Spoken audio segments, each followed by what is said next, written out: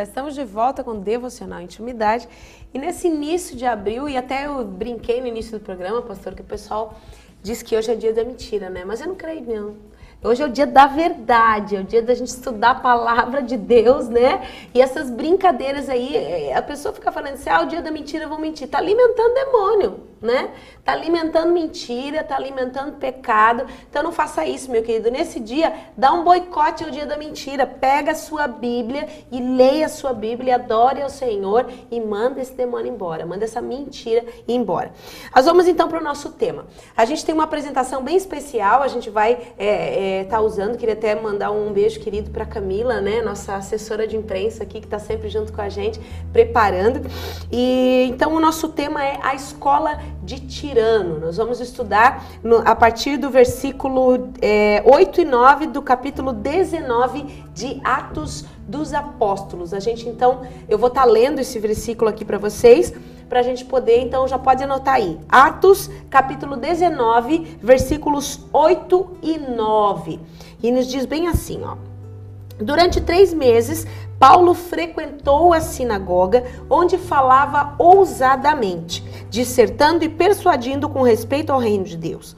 Visto que alguns deles se mostravam empedernidos e descrentes, falando mal do caminho diante da multidão, Paulo, apartando-se deles, separou os discípulos, passando a discorrer diariamente na escola de Tirano. E a gente vai destacar uma palavra aqui que é turanos, né? O que quer dizer tirano, no caso, que é a raiz da 5181, que quer dizer soberano, né? Que texto tremendo é esse, pastor, e dá essa introdução para nós a respeito desse tema. A chamada sempre de Deus para os apóstolos: vá primeiro às ovelhas perdidas da casa de Israel. O amor de Deus levou Paulo à sinagoga. Mas, Mônica, que difícil, eu até não julgo aqueles judeus malvados. Era muita novidade, era uma mudança de dispensação, era uma mudança de aliança, e Paulo tinha coisas novas. Os do caminho era o apelido da igreja da época, por causa do evangelismo dos 70. Esse assunto batia de frente com aquilo que eles tinham aprendido na velha aliança. E ele falava com muita ousadia, com muita veracidade, com muita força, mas ele conseguiu muitos opositores, algo que não é nem de se estranhar. Imagine chegar alguém na sua igreja com uma visão nova e dizendo que aquilo que você estava fazendo está tudo errado e que queria pregar algo melhor. Talvez a gente também fosse convidado a se retirar. E o que aconteceu? A cidade de Éfeso era uma das 3 maiores cidades do mundo e uma importante metrópole na Ásia, e ela estava assim num apogeu, num crescimento muito maravilhoso e muita filosofia. E lá nessa cidade tinha 2 escolas, de magos e de filósofos. E de repente, esse filósofo chamado Tirano, que significa soberano, ele decidiu permitir que Paulo desse uma aula de teologia dentro da escola de filosofia. E que coisa tremenda! Eu já li isso várias vezes, irmã Mônica, aquele telespectador, e não me veio nenhum desejo de aperfeiçoar, mas agora, estudando a carta aos Efésios, a gente viu a importância dessa escola. Era uma escola que começava 11 horas da manhã e ia até as 4. Então, os cultos que Paulo pregava não era na sinagoga, mas na escola de filosofia. Pensa, uma pessoa com conhecimento como Paulo, um doutor como ele, abriu-se uma porta na universidade da época, e ele então teve oportunidade de lecionar aquilo que era a sua vida, aquilo que estava dentro do seu coração. E ele levantou discípulos maravilhosos ali, levantou um homem chamado Epáfras, que vai ser fundador de 3 igrejas, Laodiceia, Colossos e Herápolis.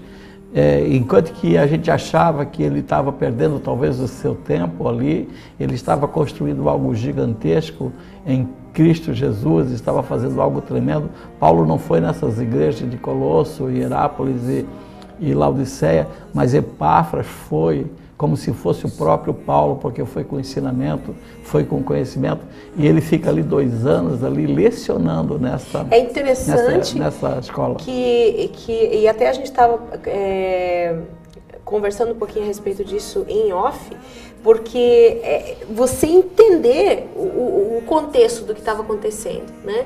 Paulo, havia uma mensagem de vida dentro dele que tinha que explodir, ele tinha que colocar para fora, mas inicialmente ele foi resistido, até volta naquilo que eu falei no começo do Ficou do só programa. 3 meses ali.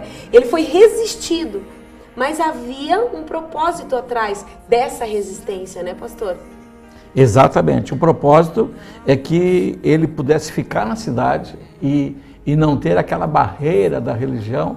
Ele foi lecionar numa escola, ele foi lecionar uma matéria que não tinha oposição. Aquelas pessoas eram ansiosas em conhecer a filosofia de Deus, o currículo celestial, e aprenderam, e ele fez discípulos ali gigantescos. Foi um período que a humanidade, a história da humanidade foi totalmente mudada. Eu creio, Mônica, que eu e você, e o querido telespectador que está nos assistindo, por menor que sejamos, Deus tem um projeto, Deus tem um sonho, e Deus vai nos levantar para fazer a diferença nessa cidade. Gosto muito quando vocês dizem que a igreja está devendo ao nosso país, porque a igreja não se posicionou e por isso estamos vivendo dias tão difíceis, e é verdade isso. É a igreja que pode fazer a diferença, é verdade que nós estamos num país muito difícil, difícil no sentido de adoração a Deus, de busca de Deus, no sentido de que o país não se dobra. Mas uma busca para um lado pessoal, né? O país não se dobra diante do Senhor, né?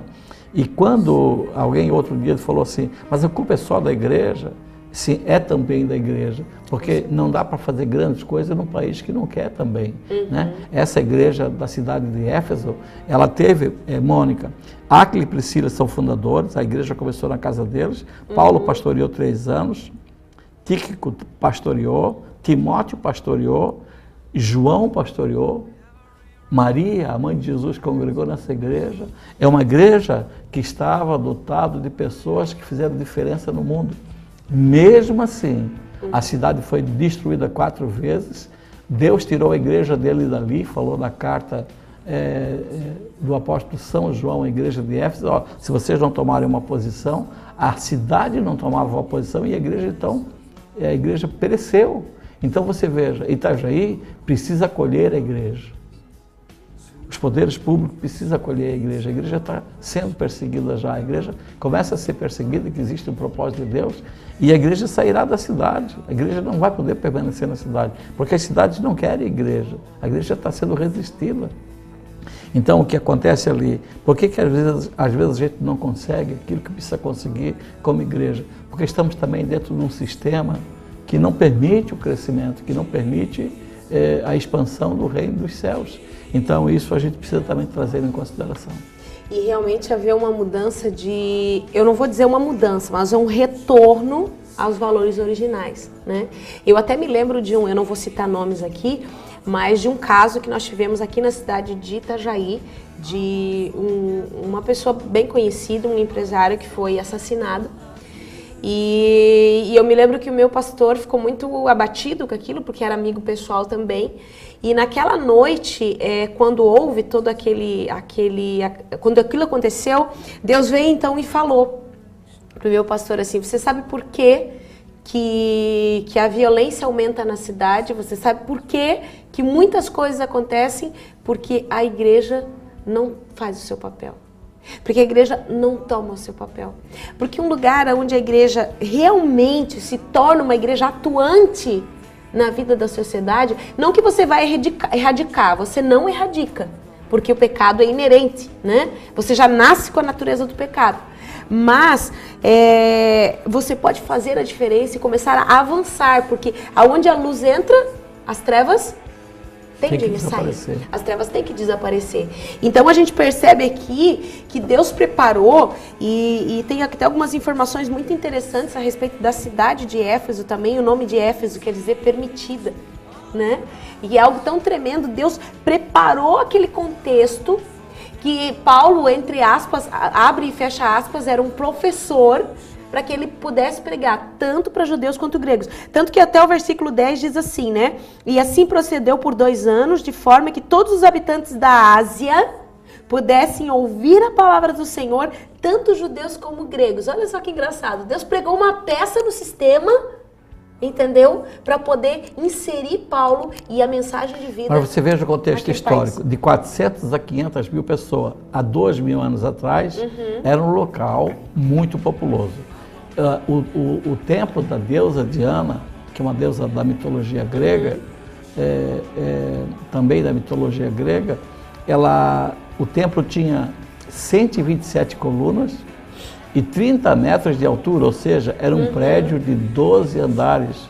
Imagine construir um local desse, com aquela dificuldade da engenharia da época, para você ver a grandeza, o colosso que era, e a cidade estava voltada para Diana. E Demétrio, que era um orível que fazia os nichos de prata de Diana, e tinha um turismo religioso muito forte. A cidade estava sendo mantida por causa desse turismo religioso, e Paulo vem e bate de frente, porque agora ele está dizendo que a idolatria não deve ser permitida, e as coisas começam a acontecer, e essa cidade era a terceira cidade mais importante do mundo na época, perdendo só para Atenas e para Jerusalém. A biblioteca tinha 12.000 volumes, 12.000 rolos, tinha um estádio de... A terceira maior biblioteca do mundo, né? Do mundo, só perdendo para Alexandria e Pérgamo.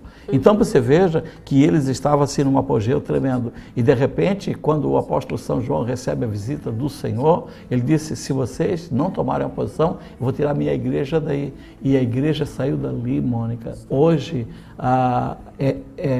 Éfeso é o atual Selçuk na Turquia. Lá a religião é muito fraca, lá os muçulmanos assumiram, né? E eu até tinha muito desejo de conhecer essa cidade atual, Selçuk, e estar ali vendo onde estava, as ruínas, ver o que aconteceu, como é que a não abertura à palavra de Deus, e que consequência trará para a cidade, para o país. É muito forte isso. E no próximo programa, nosso programa já chegou ao fim, foi rápido, né? A gente vai continuar estudando isso, mas eu quero que você guarde um gancho aí no seu coração.